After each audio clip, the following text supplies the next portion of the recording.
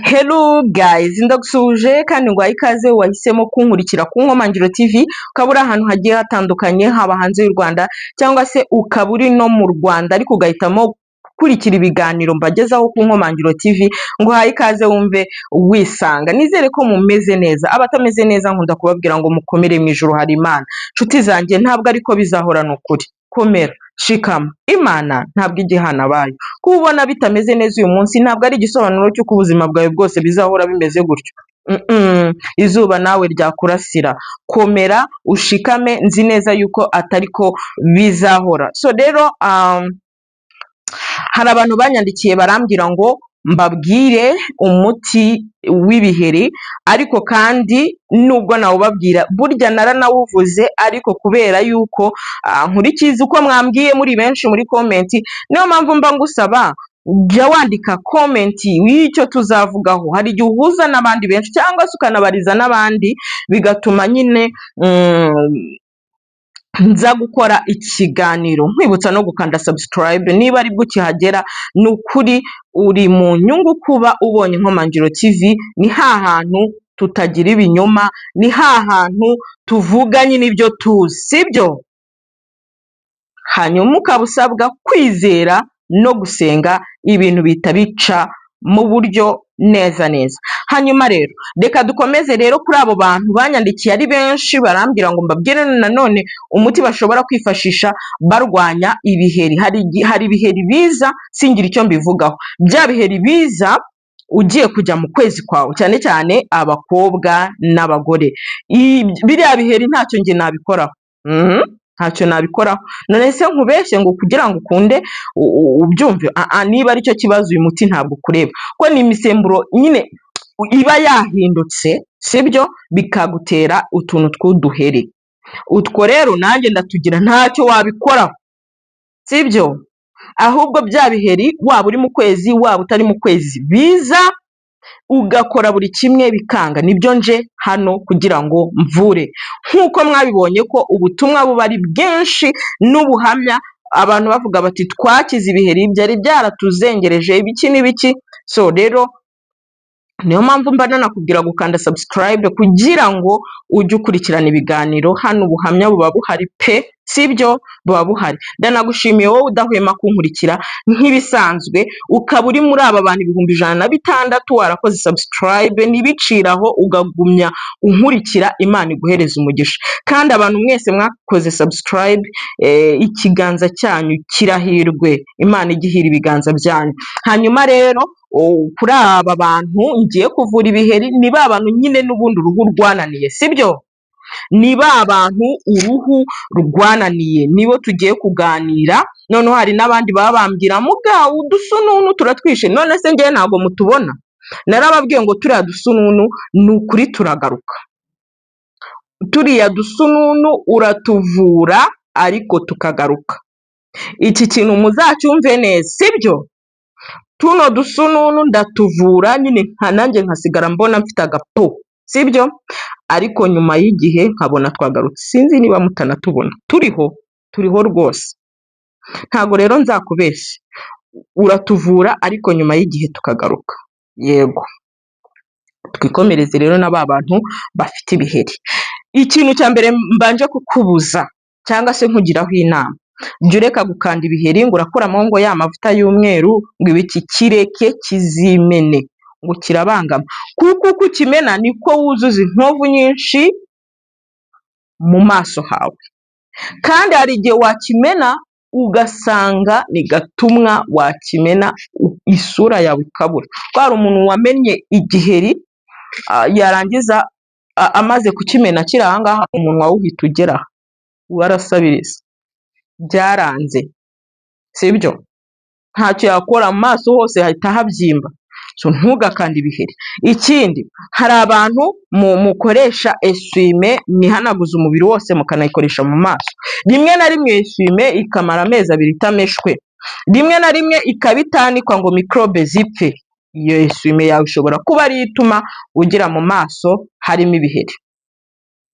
Hanyuma hari n'abandi bantu bavuga ngo tuzanywa amazi twaruhamye. Uko kutanywa amazi kwawe gushobora gutuma ugira ibiheri cyangwa se n'uruhu rukomeye. niyo mpamvu rero murarikiye kuzajya unywa amazi nibura ibikombe 8 cyangwa se ibirahuri 8 ku munsi. Ntabwo ari ukuyagotomerera rimwe, ukabigabanya ukabinywa, ariko umubiri wawe ukabona amazi. Ni ingenzi cyane. Hari abantu nabwiye ngo bakoreshe tungurusumu zirabakiza. Hari n'abandi bambwiye ati yewe muganga ko twababutse, birengagije ko nababwiye ngo imibiri yacu iteye mu buryo butandukanye n'ibituvura biba atari bimwe. Njye nshobora gukoresha tungurusumu ntinyice, ariko wowe wayikoresha ikakubabura. Niyo mpamvu muri cya kiganiro nakoze nababwiye ngo mujye musiga ahantu hamwe, sibyo? Mujye musiga ahantu hamwe, mubanze mucunge murebe ko hari ikibazo mugize, mubone kuyisiga umubiri wose cyangwa se mu maso hose, kuko nyine abantu tutaremye kimwe. Niyo mpamvu uba ugomba kwitonda ukanakurikiza inama ugiriye. Hanyuma rero tungurusumu ukuntu wayitegura, n'ubundi urayirapa twatuzi wakamuye, noneho kugira ngo ugabanye n'ubukana bwawe ushobora gufunguza utuzi duke cyane bitewe n'izo warapye, noneho ukatwisiga bikakumiraho, ukaza gukaraba amazi y'akazuyazi.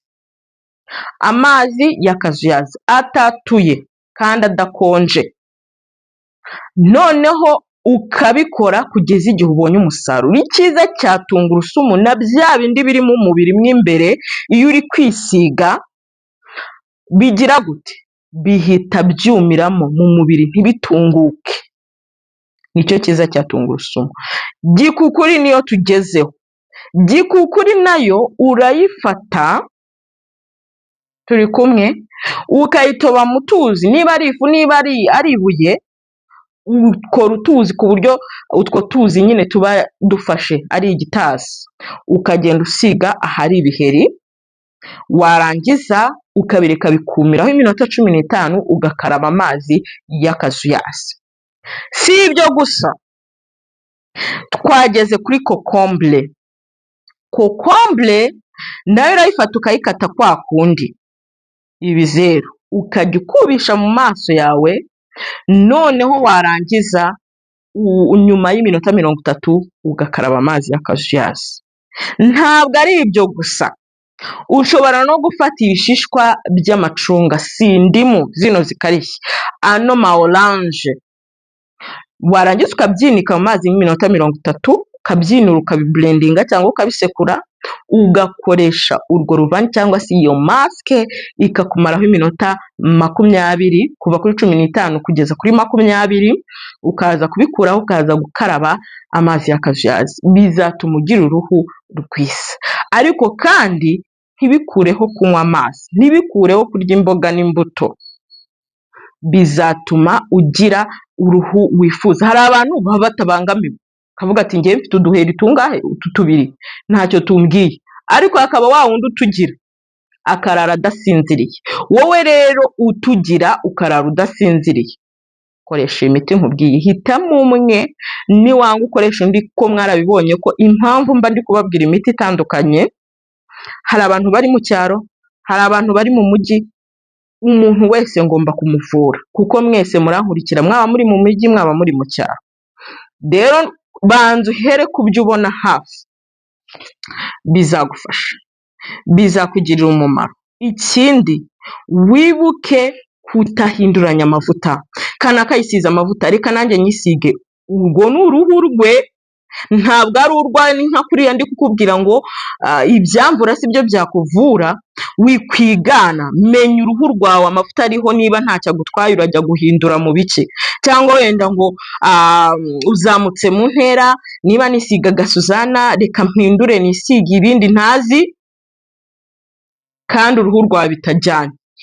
Pay attention, sibyo? Umenye uruhu rwawe, bizakugirira umumaro. Hanyuma rero ndagusabye, reka nkwibutse kongera gukanda subscribe, tujye tubana mu biganiro bigiye bitandukanye biba bihari.